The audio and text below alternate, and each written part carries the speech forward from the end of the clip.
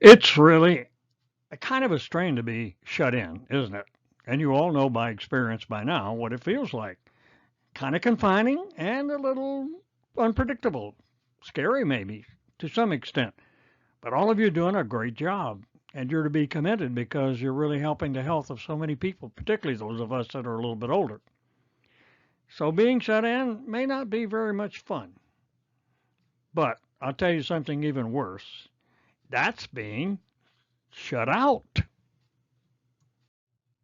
Now, what you have to do is kind of go back and remember exactly where you were before Jesus came into your life. And maybe that's difficult for you because you've really been with him so much of the time of your life. But for a lot of people, they remember that when Jesus wasn't in their lives, they were really shut out from everything that was such a blessing. To be shut out, to be excluded from the Lord, to be on the outside of everything spiritual, that's a lot worse than being shut in, especially if you're shut in with the Lord, especially if you're shut in with the Lord forever. That's going to be great. But to be shut out, that's very frightening indeed.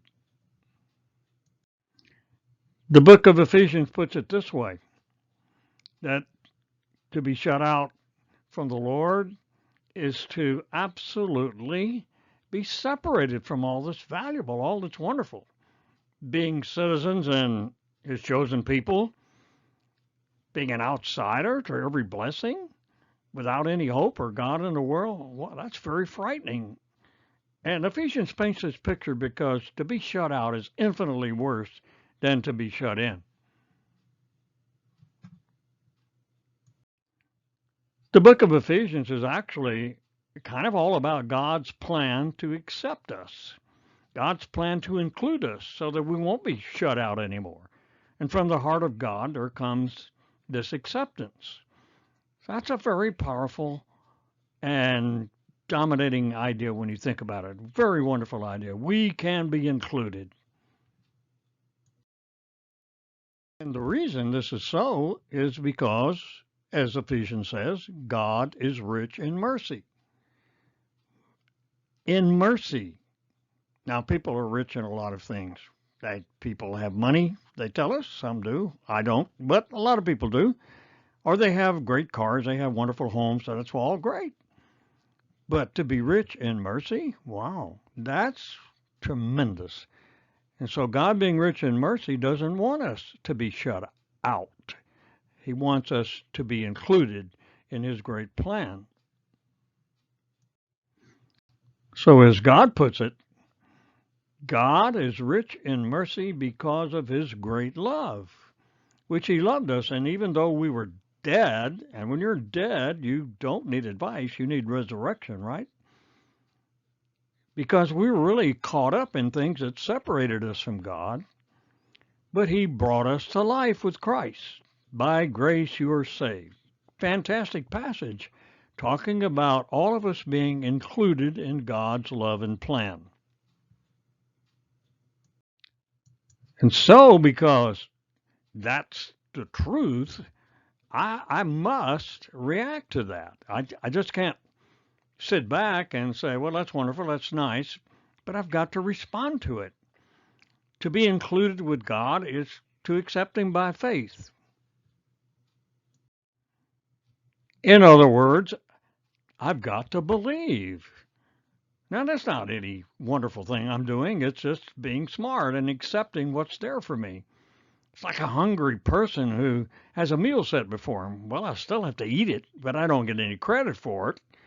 Or some doctor does a fantastic operation on me and doesn't charge me. I can't take credit for being a great patient. I have to give all the praise to the doctor. But I have to let him work on me. And so believing is not something to earn anything, but it opens us up to be included in God's great plan of inclusion. Now, one of the great scriptures in the entire Bible is found in Ephesians 2. You are saved by grace. You're saved by grace through faith. That's believing, right? And this does not come from you, but it is God's gift. not from works that might cause you to boast and think, oh, I'm really great. Look at all this great stuff I've done. You haven't done anything to earn this. We are His created work. He did the work, not us. But He did the work so that all the good that He's prepared for us to walk and live in will become possible for us because now we're included among His people. And we can begin acting from the grace that He gives us to do good. So, the meaning of that, he says, indeed is you are no longer strangers. You're no longer a migrant without a permanent home, without a relationship, but you are fellow citizens with God's dedicated people and members of God's family. You're in the family now. And the reason you are is because of the acceptance of God. So, you thought being shut in was bad, but imagine being shut out from all of this. Now you're part of the family of God. But not only that, we have peace with God and with one another. The war is over.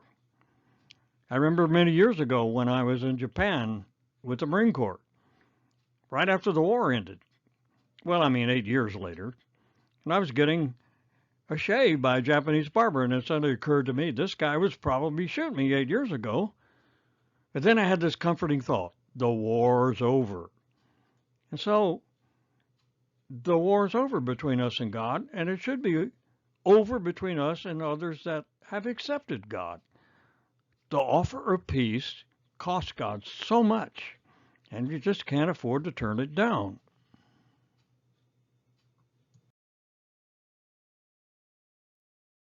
What we're talking about is access to God. God has cleared the way for us to have access into His family, into His wonderful association with human beings, and that's all made possible by grace through faith. So access to God is simply not a matter of some fantasy or pie in the sky thing, but a reality that can be ours. You don't have to be shut out from God's love. Ephesians says God has a plan for you to be in His family.